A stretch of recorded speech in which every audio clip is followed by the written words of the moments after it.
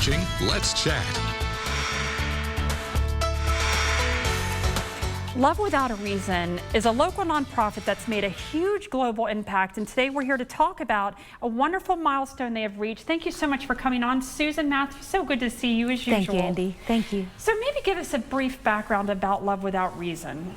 Well, Love Without Reason was started in 2007 with just the intent to fight human trafficking, and by serving populations that are born with cleft and craniofacial birth defects, because those children are sold into human trafficking networks, and also in raising awareness by holding events to build a public awareness about human trafficking, and also working to rescue and also help the survivors of human trafficking by empowering them with skills and education. And your own son inspired this, is that right? That's right. He was born with multiple craniofacial birth defects, and that was our passion, to help children that were born like him. So he inspired this movement, if I may call that, and now you've reached a massive milestone in your work. Could you tell us about that? Well, last month we were able to go into Bihar, India.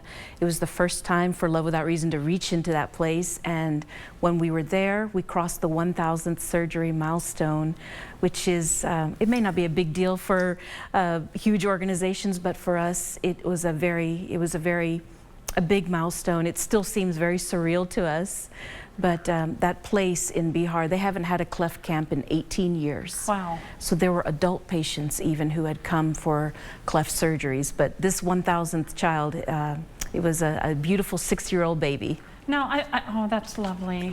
And to be born that and then into a country where you might be looked at as cursed and cast aside. Yes. How does it feel to know you are making a difference in maybe your own son?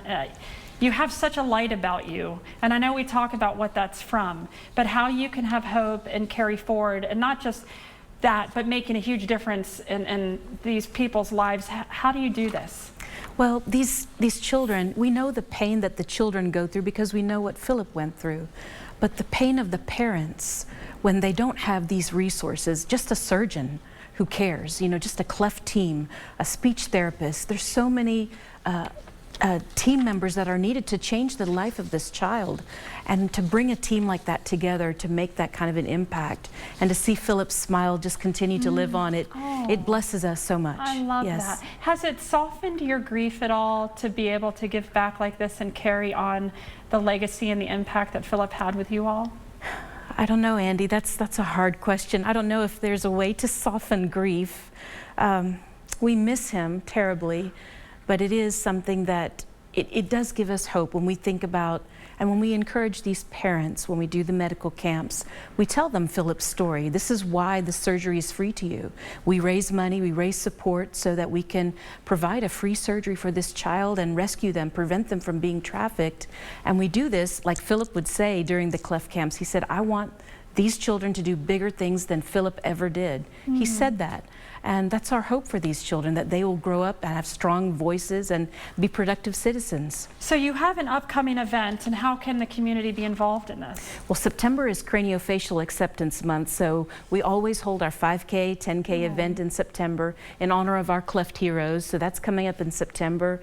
You can go to the website, lovewithoutreason.org, and just learn more about the past events. And this year is actually, it's funny, it's our 10th anniversary as well, so it's going to be a great year, celebrating 1,000th milestone as well. Was it very hard to go over there? Did you feel a sense of, not despair, but like in America, a lot of people can get support. And over there, was it a different feeling? It was a different feeling. You know, to explain to patients and to their parents as well that, you know, there's hope for you, that looking at Philip's before and after pictures, you know, in the parents' eyes, they're like, oh, my child is destined for doom and a curse, like you said. You know, that's how society treats them. Right. The stigma, not only in India, but in other developing nations as well. This is how they are looked at. But to give them hope and let them see Philip's picture and see the impact that he made, the inspirational person that he was, that is definitely something that provides hope for them. Well, thank you again for coming on and sharing your peace and your light in spite of all you've been through and carrying on Philip's legacy to make a true difference in the world. So Susan Matthews, lovewithoutreason.org. They have a Run for Love race coming up September 14th, but it's never too soon to support this wonderful work and learn all that they do on lovewithoutreasons.org. And congrats on the 1,000 operation that you've been part of. Thank you. Thanks for coming on, Susan. Hey,